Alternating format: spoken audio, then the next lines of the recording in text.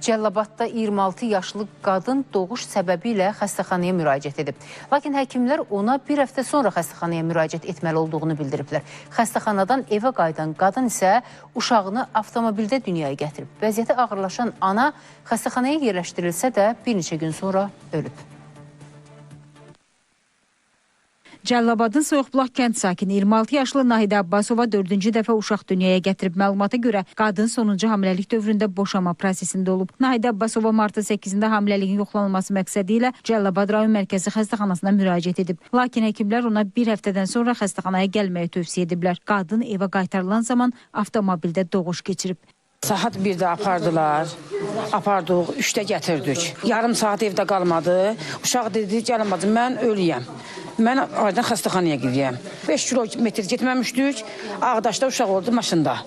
Götürdük, göbəyin kəsdik, götürdük, yapardıq həkimə. 7-nin yarısında uşaq olub Ağdaşda, 8-in yarısında biz xəstəxanaya çatmışıq. 8-in yarısında xəstəxanada Dilbərə təhvil vermişik uşağı, 11-ə qalmış, deyiblər, ana, ata, heç kim burada qalmayacaq, bizi yola sıradılar evə. 11-in qalmış evə gəlmişik, 12 tamamda uşaq komaya düşüb. Xəstəxananın reanimasiya şöbəsində müalicə alan qadın 12 gün sonra vəfat edib. Yaxınlarının dediyinə görə Nahidə xəstəxanaya sağ-salamat qəbul edilib. Lakin axşam saatlarında vəziyyəti pisləşdiyindən komaya düşüb. Xəstəxanadan da bildirilir ki, qadın xəstəxanaya huşu aydın vəziyyətdə gətirilib. Saat 20 radələrində 1990-cı il təvəllüdlü Abbasova Nahidə Babək qızı evdə doğuş etdikdən sonra Cəllabad rayon mərkəzi xəstəxanasının doğum və ginekoloji şöbəsinə daxil olmuşdur.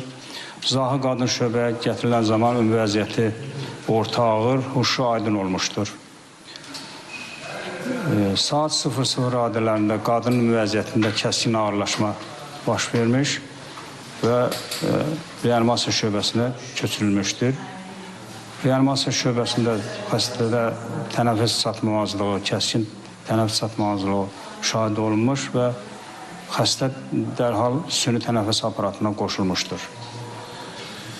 Bütün reanimasyon tədbirlərə baxmayaraq, aparılan müalicə tədbirlərinə baxmayaraq 20.03.2025-ci il tarixdə saat 17:30 radələrində ölüm faktı qeydə alınmışdır.